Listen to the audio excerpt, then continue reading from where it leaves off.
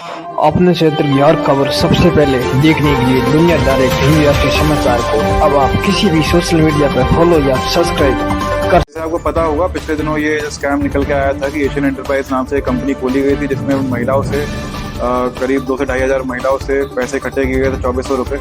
और उनको बताया गया था कि उनको कुछ ऊन दी गई थी उनको, और बोला गया था कि ऊन से फूल बना के देना है, जिसके बदले में उनको 4,000 रुपये दिए जाएंगे। इसका भांडाफोड़ कर दिया गया है। जो इसका मेन मास्टरमाइंड है दीपक उर्फ कन्हैया, जो रहने वाला खगड़िया जिला बिहार का रहने वाला है, उसको पुलिस ने गिरफ्तार कर लिया है। जब इससे पूछताछ की गई है तो उसने पूरा जो अपना प्लान है वो इस तरह पुलिस को बताया है कि जैसे ही ये आज से 2 से 2.5 महीने पहले ये सहारनपुर आया था, ये इससे पहले भी 420 के केसेस में अलग अलग राज्यों से जेल गया हुआ है। इसके पिताजी बिहार में पोस्ट मास्टर डाक विभाग में काम करते थे और वो भी जेल जा चुके हैं। और ये जब सहारनपुर में आज जून के महीने में आया था, जून महीने में आने के बाद सहारनपुर रेलवे स्टेशन से इसने करीब कुछ ऐसे लोगों को पैसे देकर उनसे सिम निकलवाए, 4 से 5 सिम उसने निकलवाए, वही सिम इसने इस्तेमाल किए। उसके बाद ये करीब वहाँ पे कैब ड्राइवर को लेकर, टैक्सी लेकर 2 से 3 दिन पूरे सहारनपुर में घूमा है। वहाँ पे उसने अलग अलग जगह स्टडी करी है, कौन से ऑफिस सूट करेंगे इसको, कहाँ ये ऑफिस बना सकता है। उसके बाद फाइनली इसने एक प्रॉपर्टी रहने के लिए पैरामाउंट में रेंट करी।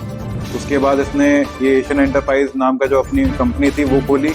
वहाँ के जो बिल्डिंग के मालिक हैं उनसे उसने रेंट एग्रीमेंट कराया। रेंट एग्रीमेंट जो उसने कराया उसने अपने नाम से नहीं करवाया, वो उसका एक साथी है विनोद, जो रहने वाला उड़ीसा का है, उसको उसने बुलाया और उसके ही माध्यम से पूरा रेंट एग्रीमेंट हुआ।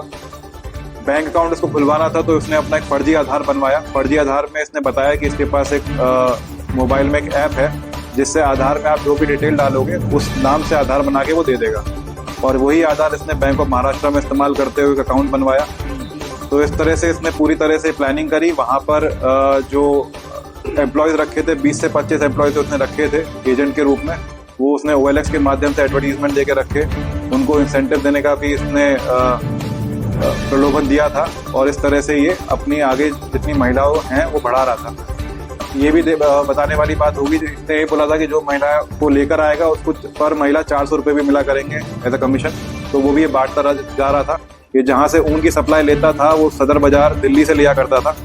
वहाँ के जो वेंडर्स हैं जो जिनसे खरीदता था उनके अकाउंट में भी ये अपने अकाउंट से पैसा नहीं डालते हुए महिलाओं से ही पेटीएम करवाता था डायरेक्टली, जिससे कहीं भी ये पेपर ट्रेल में ना फंस सके, बैंक का इसका रिकॉर्ड ना आ पाए।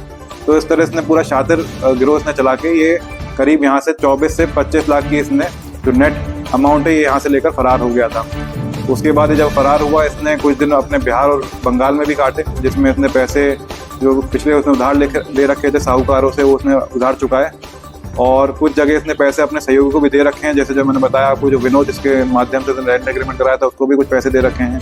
यहाँ पर भी हमें पता चला है कि कुछ पत्रकार के टच में थे जिन्होंने इसको ये प्रॉमिस किया था कि ये तो इसका नाम उजागर नहीं होने देंगे या पुलिस से या बाकी प्रशासन से इसकी जो स्कीम है उसका मैनेजमेंट करवा देंगे।